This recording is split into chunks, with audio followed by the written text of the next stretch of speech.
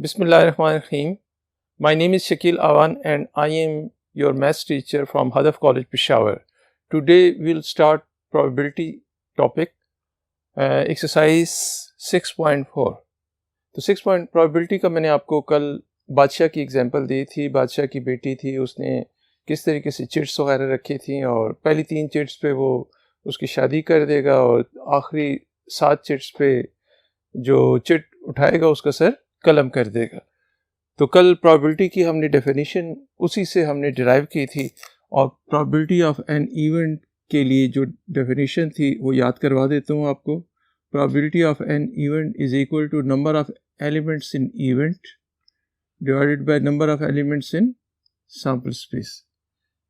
इससे सारे के सारे क्वेश्चन होंगे। इसके अलावा कल हमने लूडो खेली थी और लूडो में अगर एक डाई को रोल करते हैं तो फिर क्या होता है, मोर देन वन डाई को रोल करते हैं तो फिर क्या होता है, उससे सैम्पल स्पेस क्या बनती है, व्हाट इज सैम्पल स्पेस, वो सारी चीज़ें बताई थी।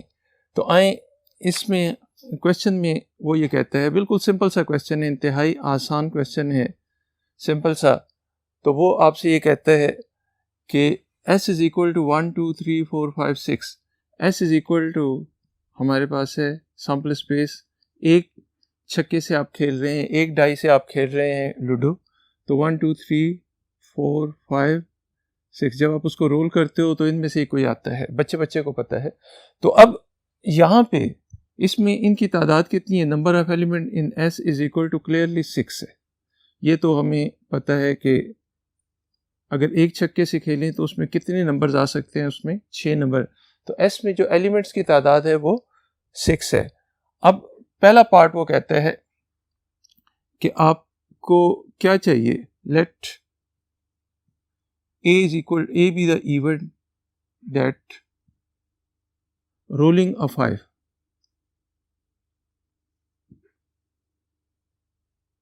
यानी आपका क्या चीज़ आ जाए, सिर्फ 5 आ जाए। तो 5 कितनी दफ़ा, आप एक दफ़ा जब डाई को रोल करते हो तो 5 कितनी दफ़ा आता है, सिर्फ एक दफ़ा आता है। तो ये हमारे पास सिर्फ और सिर्फ 5 आ जाएगा, एक दफ़ा। इनमें से 5 कितनी दफ़ा है, सिर्फ एक दफ़ा है। तो प्रोबेबिलिटी ऑफ हमने ए फाइंड करनी है, यानी probability of rolling a 5 find करने हैं। तो probability of A is equal to, according to this definition, यहाँ पे ई है और यहाँ पे हमने उसका नाम क्या रख दिया है, मैं ए बी सी डी वगैरह रख दिया करूँगा। तो probability of A is equal to number of elements in A divided by number of elements in sample space.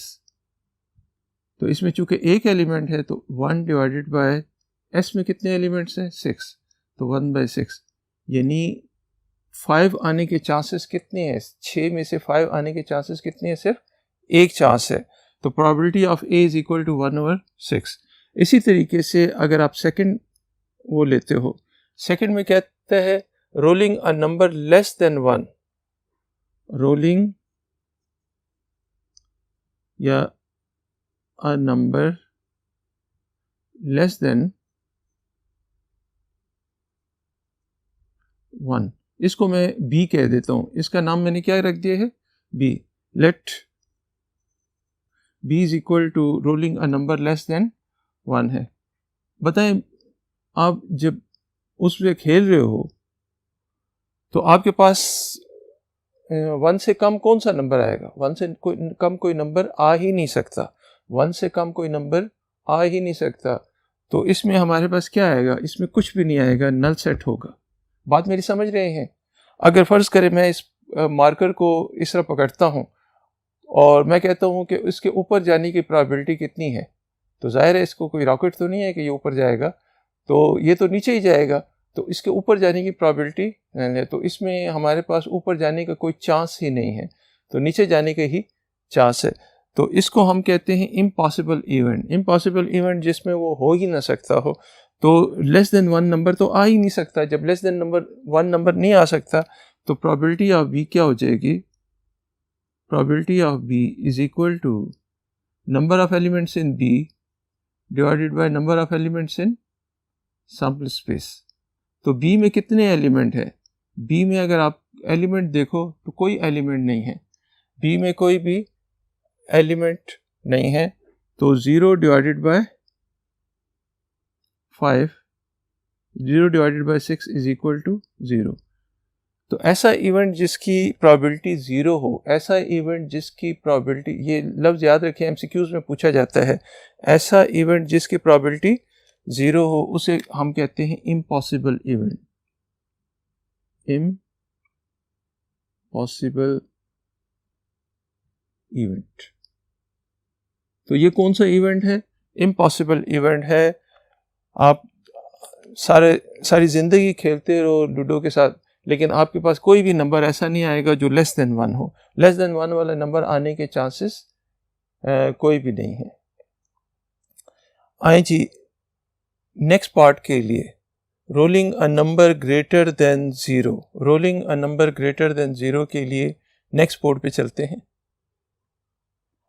तो rolling a number greater than 0 क्या है? Third, let C is equal to rolling a number greater than 0।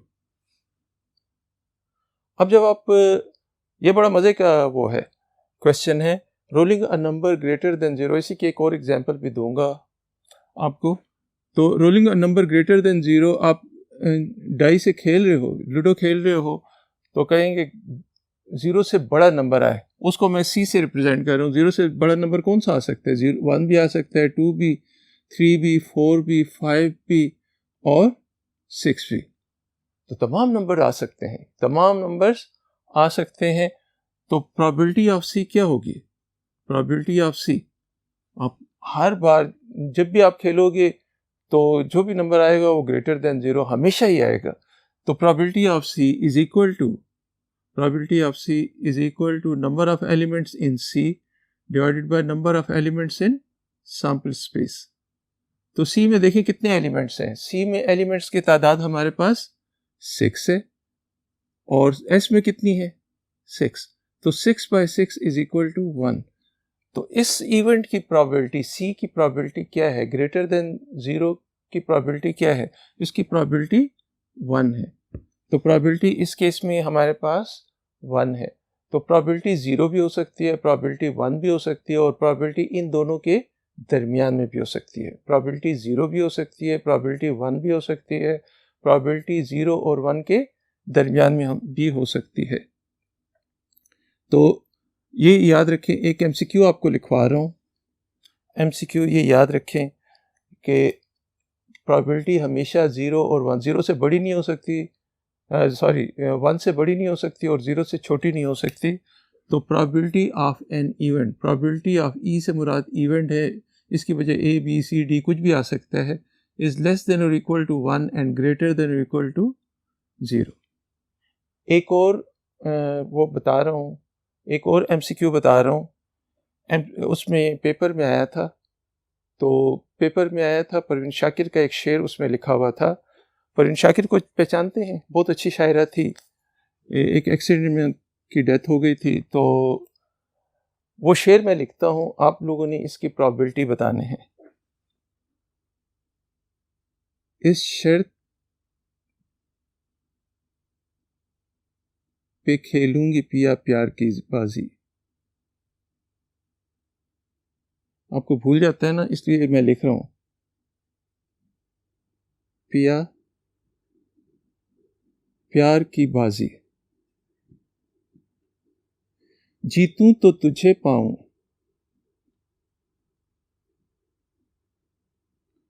तुझे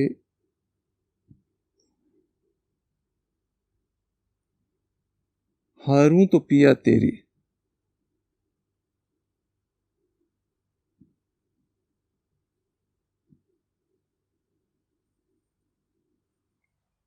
वैसे मैं एक question आपसे कह रहा हूँ, इस शेर का मतलब हो सकता है बास को समझ आया हो, बास को समझ ना आया हो।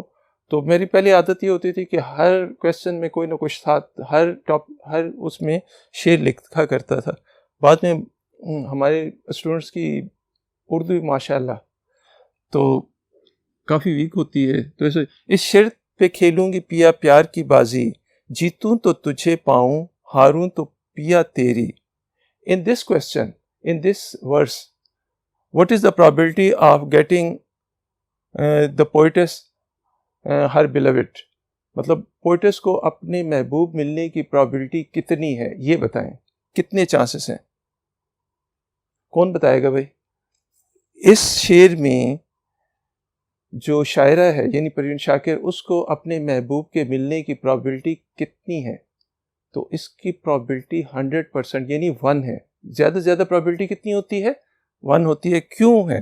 कहते हैं जीतूं तो तुझे पाऊं। क्या कह रहे? जीतूं तो तुझे पाऊं, अगर मैं जीतूं तो तब भी तू मेरा हो, हारूं तो पिया तेरी। हारूं तो पिया तेरी, इसका मतलब क्या है कि हारूं तब भी तू मेरा हो, यानी तो मैं तेरी हो जाऊं, इसका मतलब है तू मेरा हो जाए। तो इस केस में इसकी प्रोबेबिलिटी कितनी है? 100%। तो प्रोबेबिलिटी इस केस में क्या है? 1।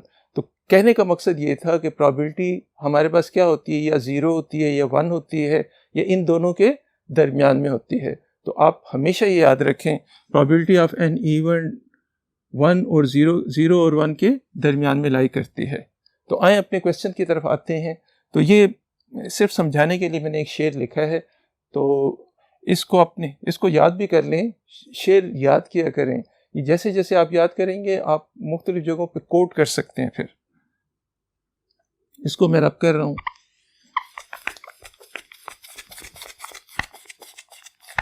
तो नेक्स्ट देखें जी, पार्ट नंबर 3। पार्ट नंबर 3 तो हो गया। Part number 4, rolling a multiple of 3। Fourth number है, लेट जो भी स्टेटमेंट होती है उसको हम एक नाम दे देते हैं, A B C D E F, जो अल्फाबेट आपको अच्छा लगता है वो नाम दे दें। D is equal to rolling a multiple of 3। अब देखिए 3 के टेबल में कौन कौन से नंबर आते हैं? 3 आ जाता है, 6 आ जाता है। कितने एलिमेंट्स आते हैं? 2 आते हैं। तो probability of D is equal to number of elements in D divided by number of elements in sample space। तो इसमें चूंकि 2 एलिमेंट्स हैं तो 2 divided by 6 is equal to 1 by 3। Fifth part में देखें। फिफ्थ पार्ट में अगर आप देखें तो फिफ्थ पार्ट आपसे क्या कहता है? फिफ्थ पार्ट को अगर पढ़ें तो लेट ए डी तक हम हुए हैं तो इसको हम ई कह देते हैं। Let E is equal to rolling a number greater than or equal to 4, rolling a number greater than or equal to 4। बताएं कौन कौन से नंबर ग्रेटर देन और इक्वल टू 4 होते हैं? एक 4 खुद होता है, वो इक्वल टू होता है 5 एंड 6, यही आ जाते हैं ना। तो अब हमने प्रोबेबिलिटी ऑफ ई फाइंड करनी है। ई की प्रोबेबिलिटी आपने फाइंड करनी है, तो ई की प्रोबेबिलिटी कुछ इस तरह होगी। Probability of E is equal to number of elements in E divided by number of elements in sample space. तो इसमें कितने एलिमेंट्स हैं? 3। टोटल कितने हैं? 6। तो 3 बाय 6 1 बाय 2। तो ये हमारे पास ई पार्ट की प्रोबेबिलिटी 1 बाय 2 आ गई। तो क्लियर हो गई ये चीज़। आपने जो भी स्टेटमेंट दी हो उसको किसी भी अल्फ़ाबेट का नाम दें, ए से लेके जेड तक सारे अल्फ़ाबेट। एस का खाली नाम ना दें, एस के अलावा बाकी कोई भी ना। एस सैम्पल स्पेस के लिए पर्टिकुलरली इस्तेमाल होता है, तो एस के अलावा बाकी कोई भी नाम दे सकते हैं। तो यहाँ तक क्लियर है। आइए नेक्स्ट क्वेश्चन के लिए नेक्स्ट बोर्ड पे चलते हैं। नेक्स्ट हमारे पास है एक अ bag contains 4 white balls, 5 red balls and 6 green balls. तो बिल्कुल आसान सा क्वेश्चन है, गपशप क्वेश्चन, बच्चों वाला क्वेश्चन इसने दिया हुआ है। चलिए अच्छी बात है, आप बच्चे ही हैं। तो contains 5 white balls. तो white balls कितनी हैं? is equal to 5 हैं. Red balls कितनी हैं? Red balls 4 white balls. 4 white balls, 5 red balls and green कितनी है? is equal to 6 balls है. White भी हो गया, red भी हो गया और green. तो total कितनी है? is equal to 4 plus 5 plus 6, 15 हो गया. यानी number of elements in S is equal to 15. तो अब वो ये कहते हैं, पहला पार्ट, फर्स्ट पार्ट कहते हैं let A be the even. अब आपको कहते हैं ऑल आर ग्रीन. आपने पिक किए बाल और सारी की सारी ग्रीन निकल आई, तो उसके ऑल आर ग्रीन, इस इवेंट को मैं क्या कह देता हूं? ए कह देता हूं. तो प्रोबेबिलिटी ऑफ ए क्या होगी? Probability of A, number of elements in A कितनी आएंगी? Is equal to 6, all are. तो probability of A is equal to number of elements in A divided by number of element in S. तो A में कितने elements आए हैं? Green कितनी है? 6 डिवाइडेड बाय 15. तो ग्रीन की प्रोबेबिलिटी है 6/15. 6/15 को आप लिख सकते हो 2/5.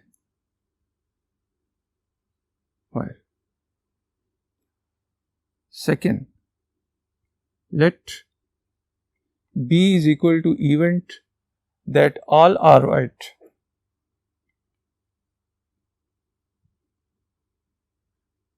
तमाम की तमाम वाइट है. जुबानी बता सकते हैं वाइट कितनी है? 4 और टोटल कितनी है? 15. तो 4/15 आ जाएगी. तो ये सिर्फ फॉर्मेलिटी को पूरा करने के लिए, जैसे आप किसी से मिलते हैं ना, आपको वो अच्छा नहीं भी लगता तो, लेकिन आप उसे कहते हैं आपसे मिलके बड़ी खुशी हुई, ये वो जैसे बनावटी. तो ये सिर्फ और सिर्फ फॉर्मेलिटी हमने करनी है. B is equal to all are white. इसका नाम खाली हमने रख दिया है B. तो प्रोबेबिलिटी ऑफ B is equal to number of elements in B divided by number of elements in sample space. तो B में देखें कितनी एलिमेंट्स हैं? 4 divided by 15. तो देखें पहले क्वेश्चन तो इंतहाई आसान, इस तरह चुटकी बजाते में होते हैं. तो ये बिल्कुल आसान टॉपिक है. ये आपको ये बता दूं कि ये इसमें बहुत ज़्यादा टेक्निकलिटीज़ हैं, लेकिन आपको जो दिया हुआ है वो इंतहाई आसान किस्म के टॉपिक्स दिए हुए हैं. प्रोबेबिलिटी, आप किसी भी स्टैट्स वाले से पूछें कि मुश्किल चीज़ क्या है तो प्रोबेबिलिटी को ही कहेगा. तो लेकिन बेसिक डेफिनेशंस अगर पता हो, वो कंसेप्ट मजबूत हो, तो फिर कोई मसला नहीं होता. चलें नेक्स्ट क्वेश्चन के लिए बोर्ड नंबर 1 की तरफ चलते हैं. अच्छा, नेक्स्ट क्वेश्चन पे जाने से पहले, नेक्स्ट क्वेश्चन लिखने से पहले मैं अपनी तरफ से एक क्वेश्चन बनाता हूँ और उसकी कुछ पॉसिबिलिटीज़ दे ली. मैं 3 क्वेश्चंस का एक क्वेश्चन बना लेता हूँ. अब क्वेश्चन नंबर 1, क्वेश्चन नंबर 2 और क्वेश्चन नंबर 3. अब बहुत सारे स्टूडेंट्स आते हैं, इन क्वेश्चंस का जवाब देते हैं. फर्स्ट क्वेश्चन ये है, सेकंड क्वेश्चन ये है, थर्ड क्वेश्चन ये है. आपने सिर्फ हाँ या ना में जवाब देना है, यस या नो में जवाब देना है. तो कितनी पॉसिबिलिटीज़ बनती हैं? 3 क्वेश्चंस की पॉसिबिलिटीज़ की तादाद कितनी बनती है? 3 क्वेश्चंस की पॉसिबिलिटीज़. तो पहले का आंसर या तो यस होगा या क्या होगा, या ट्रू होगा या फॉल्स होगा. पहले क्वेश्चन का आंसर क्या होगा? या तो ट्रू होगा या फॉल्स होगा. दूसरे क्वेश्चन का आंसर या तो ट्रू होगा या फॉल्स होगा. तीसरे क्वेश्चन का आंसर या तो ट्रू होगा या फॉल्स होगा. तो यही चीज़ होती है ना, या तो ट्रू होगा या फॉल्स, या तो आपने सही आंसर दिया होगा या गलत. ट्रू फॉल्स का क्वेश्चन है. तो अब इसकी टोटल कितनी पॉसिबिलिटीज़ बनती हैं? अल्लाह बेहतर जानता है कि कितनी पॉसिबिलिटीज़ बनते हैं, लेकिन हम इसमें कितने क्वेश्चंस हैं? 3 क्वेश्चन हैं और हर एक की कितनी आउटकम्स हैं, 2 हैं। तो इसकी टोटल पॉसिबिलिटीज जो बनेंगे, टोटल इसके साथ एक्स्ट्रा लिख दें। ये कोई क्वेश्चन का हिस्सा नहीं है, हम सिर्फ वार्म अप कर रहे हैं नेक्स्ट क्वेश्चन के लिए। वो आपको समझ ही नहीं आएगा अगर आपको ये चीज़ समझ ना आई। तो टोटल पॉसिबिलिटीज,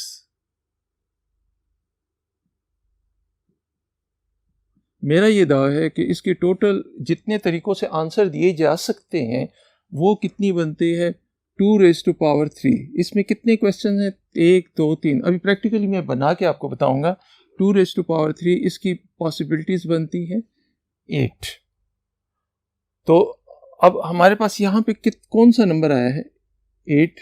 8 का हाफ क्या होता है, 8 का हाफ होता है 4। तो आप इस तरीके से ये कर लें,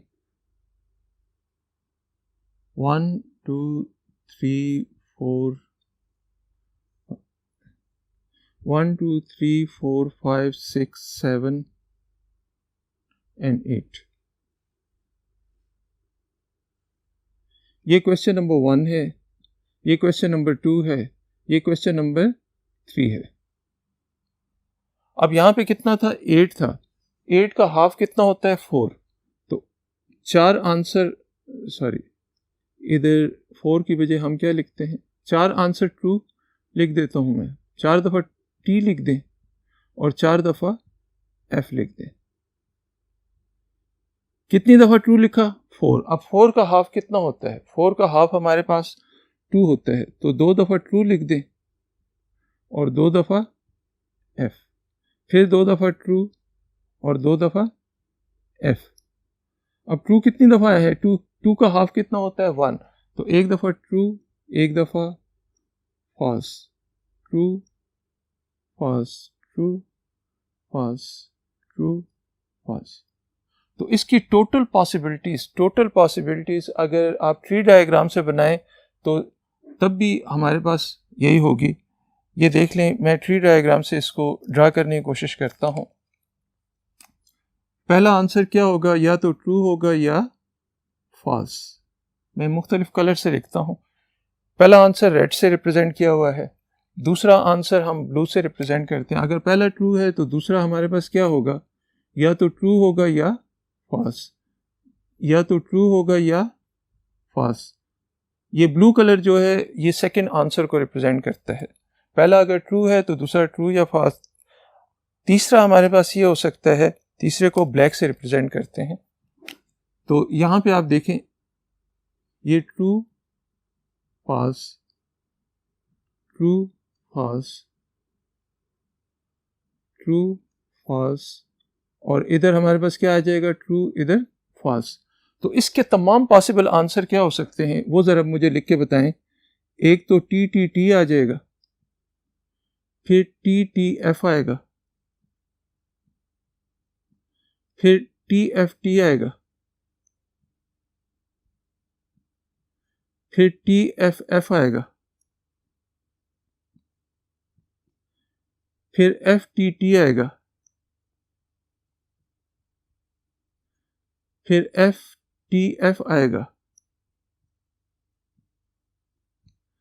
फिर क्या आएगा, एफ एफ टी आएगा, फिर हमारे पास आ जाएगा एफ एफ एफ आएगा। तो आप गौर करें कि कितने एलिमेंट्स हैं। ये हमारे पास, इसको हम इनसर्कल कर लेते हैं, टिक कर लेते हैं। चलें, 1 2 3 4 5 6 7 8। कोई भी पेपर करेगा तो उसका पेपर इन 8 में से एक तरीके का होगा। ये नहीं है कि इनमें से कोई बाहर से आएगा। तो कोई भी अगर ट्रू फॉल्स के क्वेश्चन करता है तो या उसका पेपर इस तरह होगा, बहुत ही लायक होगा या बहुत ही नालायक होगा या दरमियाना होगा। 2 आंसर ठीक होंगे, एक गलत होगा, या एक ठीक होगा और 2 गलत होंगे। तो इसमें से होगा। अब इसको इस तरह हर बार डायग्राम बनाना बहुत मुश्किल होता है, हर बार डायग्राम बनाना, कंस्ट्रक्ट करना बहुत मुश्किल होता है। तो इसी का एक आसान तरीका ये है कि अगर मैं आपसे कहता हूँ कि 3 में से 3 क्वेश्चन, 3 में से 3 क्वेश्चन ठीक हैं। कितने क्वेश्चन, 3 में से 3 क्वेश्चन ठीक हैं। तो 3 आउट ऑफ 3 इसको मैं इधर लिख रहा हूँ, 3 में से 3 क्वेश्चन ठीक है, तो इसको इस तरह लिखेंगे, 3 में से 3 क्वेश्चन, 3C3 की वैल्यू आप कैलकुलेटर से फाइंड करो तो कितनी आती है, 1। तो 3 के 3 क्वेश्चन सिर्फ एक दफ़ा ठीक है। अगर 3 में से 2 क्वेश्चन ठीक है, 3 में से 2 क्वेश्चन ठीक है, तो उसको आप कैसे लिखोगे, 3 में से 2 क्वेश्चन ठीक है, 3 आउट ऑफ 3 चूज 2 आप कह सकते, 3 में से 2 क्वेश्चन ठीक आपने चूज किए हैं, तो ये हमारे पास आएगा 3 इंटू 2 और 2 इंटू 1, ये इससे कैंसिल। तो ये 3 में से 2 क्वेश्चन ठीक हैं, तो इसको हम इस तरह कर लेते हैं, ट्रू वाले देखें 2 क्वेश्चन ट्रू कहाँ पे हैं, यहाँ पे हैं, और 2 क्वेश्चन ट्रू कहाँ पे हैं, एक और जगह पे होंगे। बाकी किसी में भी 2 क्वेश्चन ठीक नहीं है, बाकी में या तो 3 क्वेश्चन ठीक है या 1 क्वेश्चन ठीक है, तो एक ट्रू है। तो 3C2 का मतलब क्या है कि 3 में से 2 क्वेश्चन ठीक है, तो उनकी तादाद कितनी है, एक और भी होना चाहिए, 3 है, तो एक और भी होगा जी, एक ये है, एक ये है और एक ये है, इसमें भी 2 क्वेश्चन ठीक है, 1, 2 और 3, 1, 2 और 3। तो 3 में से 2 क्वेश्चन ठीक होने वालों की तादाद कितनी है, पेपर्स की तादाद कितनी है, 3 है। तो बात मेरी समझ गए हैं। अगर आपको ये आइडिया समझ आया है और टोटल पॉसिबिलिटीज, अगर क्वेश्चन की तादाद कितनी है, 3, तो number of element in S हमारे पास किसके इक्वल आएगी, 2 raise to power 3, 2 raise to power 3 आएगी। अब इसी क्वेश्चन को, बिल्कुल इसी आइडिया को सामने रखते हुए हम नेक्स्ट क्वेश्चन लिखते हैं, और नेक्स्ट क्वेश्चन आपको इस तरह करके समझ आ जाएगा। आए जी नेक्स्ट बोर्ड पे चलते हैं। क्वेश्चन नंबर 3 को देखें, इंतहाई खूबसूरत question, question number 3, a true false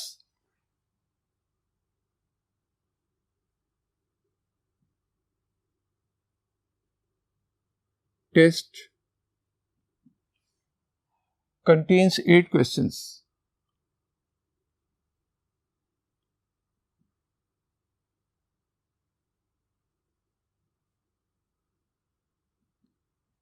A true false test contains 8 questions if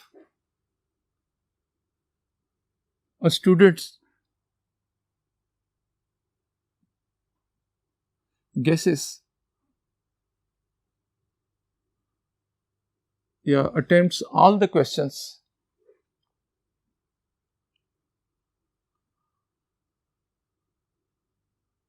the answers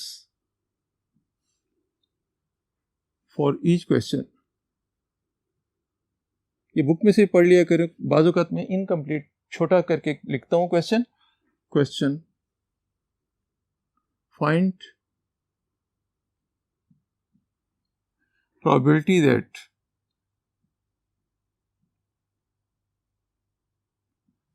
कहते हैं probability फाइंड करें कि 8 के 8 क्वेश्चन ठीक हो। Number 1, 8 questions are correct।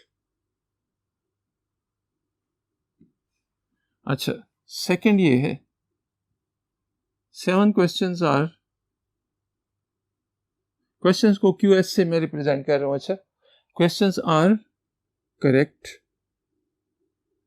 जाहिर है 7 करेक्ट है and 1 is incorrect. Third part इसका है, थर्ड पार्ट क्या कहते हैं कि 6 questions are correct and 2 are incorrect। और चौथा पार्ट क्या कहते हैं, फोर्थ पार्ट में वो कहते हैं कि at least 6 questions are correct, 6 questions are correct। तो ये तो हुआ क्वेश्चन। अब इसके सोल्यूशन की तरफ जाएं, बताएं कितने आदमी हैं, कितने क्वेश्चंस हैं। क्वेश्चन, हर क्वेश्चन की कितनी पॉसिबिलिटीज हैं, ट्रू या तो ट्रू होगा या फॉल्स होगा, 2 पॉसिबिलिटीज हैं। हर क्वेश्चन की दो पॉसिबिलिटीज़ हैं। इसके सोल्यूशन में देखें, टोटल पीछे जो एग्जांपल दी थी उसमें कितने क्वेश्चन थे? 3 क्वेश्चन थे, तो उसके पास टोटल पॉसिबिलिटीज 2⁻³ थी। इसमें टोटल क्वेश्चंस कितने हैं? इज इक्वल टू 8 है। तो number of element in S कितनी आ जाएंगे? टोटल पॉसिबिलिटीज कितनी होंगी आंसर्स की? तो वो टोटल पॉसिबिलिटीज जो मैंने बना के दी थी, इस केस में बनाना बड़ा मुश्किल है ट्री डायग्राम से या उस डायग्राम से। तो number of elements 2⁸ is equal to 2⁻256 आ जाती है। 2 की पावर 10 तक आपको जुबानी याद होनी चाहिए, मैं पहले से आपको बता चुका हूं। तो अब पहला हम ले लेते हैं फर्स्ट क्वेश्चन। लेट, इसको मैं ए कह देता हूं। A is equal to 8 questions are correct. तो number of elements in A किसके इक्वल आ जाएगा? कितने क्वेश्चन? 8 में से कितने क्वेश्चन करेक्ट है? 8 में से 8 क्वेश्चन। तो इसको हम लिखेंगे 8C8। 8 में से 8 क्वेश्चन ठीक है, तो 8C8 इसको लिखेंगे। तो प्रोबेबिलिटी ऑफ ए हमारे पास क्या आएगी? This is equal to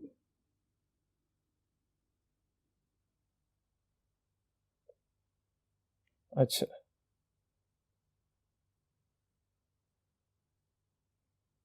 8 questions are correct। 8 से 8 तो 1 आ जाता है जी, बिल्कुल ठीक है। 8 से 8 किसके इक्वल होता है? 1 के। तो number of elements in A divided by number of elements in sample space, तो 1/256 ये आ गया। यानी 256 में से एक पॉसिबिलिटी ऐसी है कि तमाम के तमाम क्वेश्चन करेक्ट हों, ट्रू हों। सेकंड ये है 7 क्वेश्चंस आर करेक्ट। तो let B be the event that 7 questions are correct.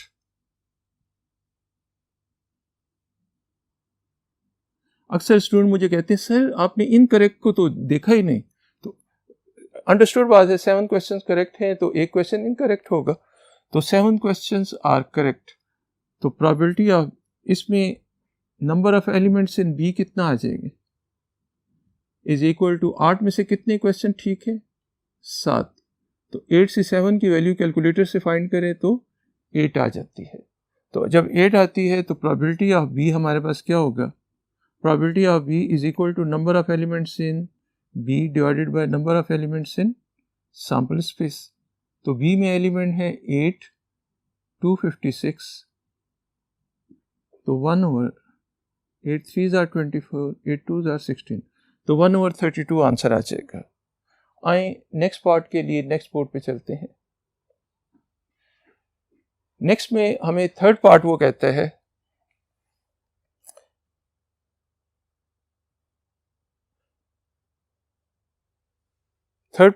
हमें क्या कहते हैं? 7 questions are correct. Third part ये कहते हैं let C is equal to 6 questions are correct. अगर 6 क्वेश्चन करेक्ट हैं, 6 क्वेश्चन करेक्ट हैं तो प्रोबेबिलिटी ऑफ C अच्छा implies that number of elements in C is equal to number of elements in C is equal to आ जाएगा, क्या आएगा भाई? 8 में से 6 क्वेश्चन करेक्ट हैं तो इनकी तादाद कितनी आती है? 8 × 6, 8 × 7, 2 × 1। तो एक मिनट इधर मैं कैलकुलेट करता हूँ। 8 × 7, 2 × 1, 28 आ जाएगी। ये आप कैलकुलेटर से डायरेक्टली कैलकुलेट कर सकते हो, वैसे चेक भी कर लें। 8 × 7, 2 × 1 बिल्कुल ठीक है। तो number of elements in C ये आ जाएगी। तो इसकी प्रोबेबिलिटी कितनी आएगी? तो probability of C is equal to number of elements in C divided by number of elements in sample space. तो सी में देखें कितने एलिमेंट्स आते हैं। सी में एलिमेंट्स आते हैं 28 divided by 256। 7 4s are 28, 8 3s are 24, 4 4s are 8 नहीं 6 4s are 24 और 4 4s are 16। ये आ जाएगी प्रोबेबिलिटी। फोर्थ पार्ट देखें, इसको let D be the event that D is equal to, D क्या कहते हैं, at least 3 questions are correct, at least 6 questions are correct. इसका मतलब क्या है, इसका मतलब एटलीस्ट 6 का मतलब क्या है, एटलीस्ट 6 का मतलब या तो 6 ठीक होंगे या 7 ठीक होंगे या 8 ठीक होंगे, या तो 6 ठीक होंगे या 7 ठीक होंगे या 8 ठीक होंगे। एटलीस्ट के लिए हमें आगे की तरफ, मैंने आपसे कल भी बताया था कि एटलीस्ट का मतलब क्या होता है। मैं कहता हूँ आपने अगर 10 में से अगर 6 नंबर लिए तो आप पास हैं, 10 में से 6 मार्क्स लिए तो आप पास हैं, एटलीस्ट 6 मार्क्स लिए तो एटलीस्ट 6 का मतलब है आप पास किस किन नंबर्स पे होंगे, 6 पे भी होंगे, 7 पे भी, 8 पे भी, 9 पे भी, 10 पे भी। वहाँ पे टोटल 10 था तो 6 से मैं 10 तक गया, यहाँ पे टोटल 8 है तो 6 से मैं कहाँ पे जाऊँगा, 8 पे। तो प्रोबेबिलिटी ऑफ, तो number of elements in D जो होंगे वो इस तरह आएंगे। पहले number of elements in D वो कैलकुलेट कर लेते हैं। तो 8 में से 6 ठीक हों या 8 में से 7 ठीक हों या 8 में से 8 ठीक हों। तो 8 से 6 का मतलब तो अभी हमने कैलकुलेट किया था 28, 8 से 7 का मतलब 8 होता है, 8 से 1 का मतलब 1 होता है, तो 36 प्लस 1 37। तो number of elements in D हमारे पास किसके इक्वल आ गए, 37। तो प्रोबेबिलिटी ऑफ डी देख लें, प्रोबेबिलिटी ऑफ डी यानी एटलीस्ट 6 क्वेश्चंस आर करेक्ट। तो number of elements in D divided by number of elements in sample space. तो number of elements in D 37 divided by 256। तो ये कौन सा क्वेश्चन हो गया है, हमारा क्वेश्चन नंबर 3 हो गया है। तो आइए जी नेक्स्ट क्वेश्चन के लिए बोर्ड नंबर 1 की तरफ चलते हैं।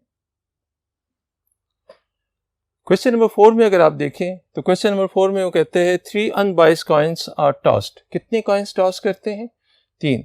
What is the probability of obtaining all heads, 2 heads, 1 head, at least 1 head, at least 2 heads और ऑल टेल्स।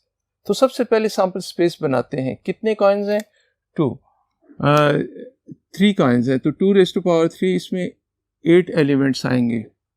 सैंपल स्पेस में 2 रेज़ टू पावर 3 8 एलिमेंट्स आएंगे। तो वो कौन से होंगे वो ज़रा देखें, सॉल्यूशन में देखें। S इज इक्वल टू, ज़रा ये आपको मैंने बनाना सिखाया था, तीनों के तीनों हेड हो सकते हैं। अच्छा, पहला टेल, दूसरा हेड हो सकता है, पहला हेड टेल हेड हो सकता है, और फिर हमारे पास हेड टी। देखें टी की जगह पहले मैंने इधर रखी, फिर इधर रखी, फिर इधर रखी, तो ये कितने हो गए, 4। अब अगले 4 बनाना इंतहाई आसान है। जहां पे एच आ रहा है वहां पे टी लगा दें, जहां पे टी आ रहा है वहां पे एच लगा दें। तो T T T, H T T, T H T और टी टी एच। तो ये तो सैंपल स्पेस आ गए। और number of elements in sample space आपको पता है कितने हैं, इज इक्वल टू 8। देख लें, गिन लें, 1 2 3 4 5 6 7 8। उससे भी पता चल सकता है, इससे भी पता चल सकता है। अब पहला पार्ट को करते हैं। फर्स्ट पार्ट में वो आपसे कहते हैं कि all heads, let A be the event that all heads,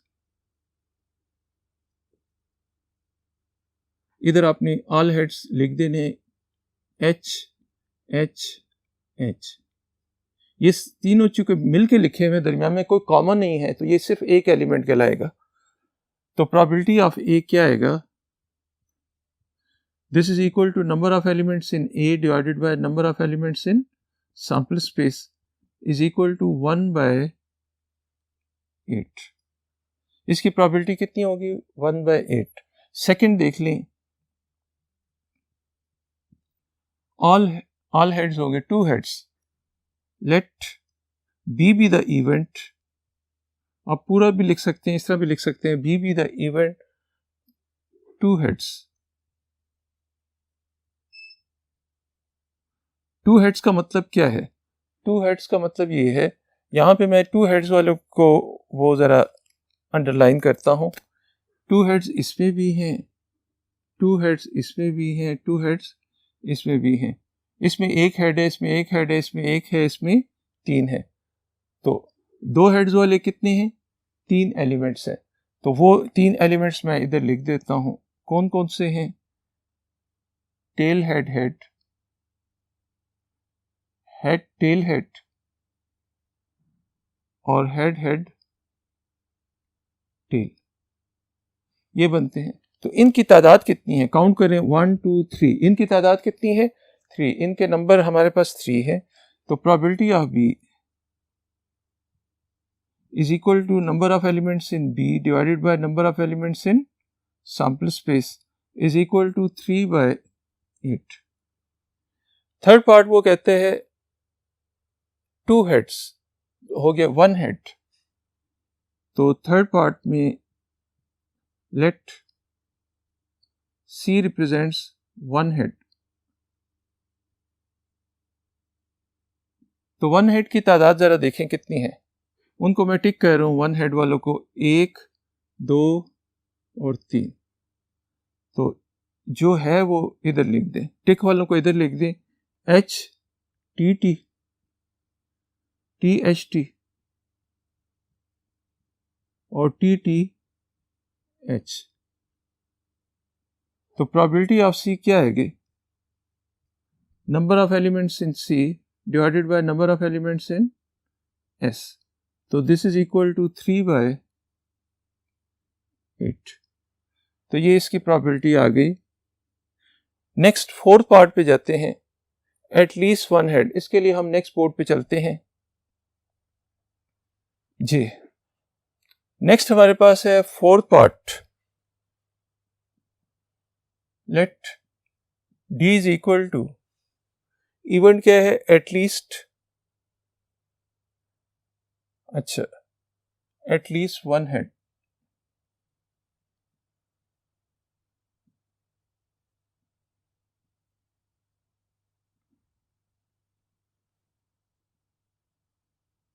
इसका मतलब क्या होगा, एटलीस्ट 1 का मतलब क्या है, टोटल 3 है, तो 1 भी हो सकते हैं, 2 भी हो सकते हैं, 3 भी हो सकता है।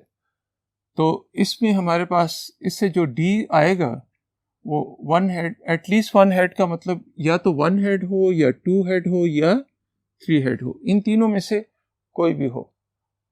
तो खाली टेल वाले निकल जाएंगे, तमाम टेल वाले, बाकी तो ये पूरी सैंपल स्पेस आ जाएगी, H H H T H H H T H और H H T, T T T वाले खाली निकलेंगे, H T T T H T और टी टी एच, ये आ जाएंगे। बताएं इसमें कितने एलिमेंट्स हैं, टोटल 7 एलिमेंट्स बनते हैं। तो प्रोबेबिलिटी ऑफ डी हमारे पास जो आएगी, that is equal to number of elements in D divided by number of elements in sample space, तो 7/8। फिफ्थ पार्ट, एटलीस्ट 2 हेड्स, या तो 2 हो या 3 हो। तो let E be the event is equal to at least 2 heads।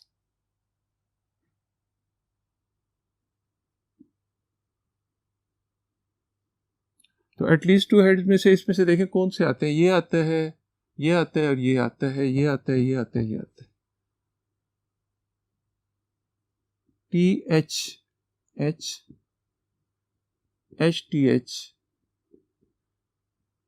H head head tail, head tail tail,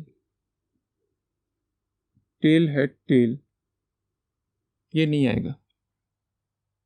at least 2 heads कह रहे, 2 या 2 से ज़्यादा. ये 2 हैं, इसमें 2 हैं या 2 से ज़्यादा. 2 से ज़्यादा वाले कौन से हैं?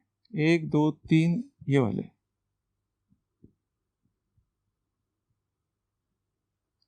एटलीस्ट 2 का मतलब क्या है? या तो 2 हो या 2 से ज़्यादा हो.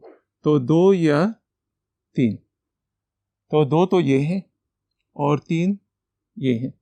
इससे 2 से कम वाले इसमें नहीं लेने. तो ये हमारे पास प्रोबेबिलिटी ऑफ E हमारे पास क्या आ जाएगा? Number of elements in E divided by number of elements in sample space 4/8. 4/8 is equal to 1/2. और 6th पार्ट में all tails, let F is equal to all tails. All tails कब आती हैं? जब ये T T T. तो number of elements in F is equal to number of elements, probability of F.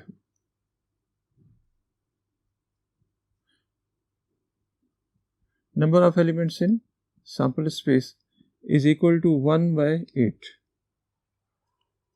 तो ये था ये क्वेश्चन. आज का लेक्चर इतना काफ़ी है. इंशाल्लाह बाकी क्वेश्चन हम नेक्स्ट लेक्चर में करेंगे. Thank you.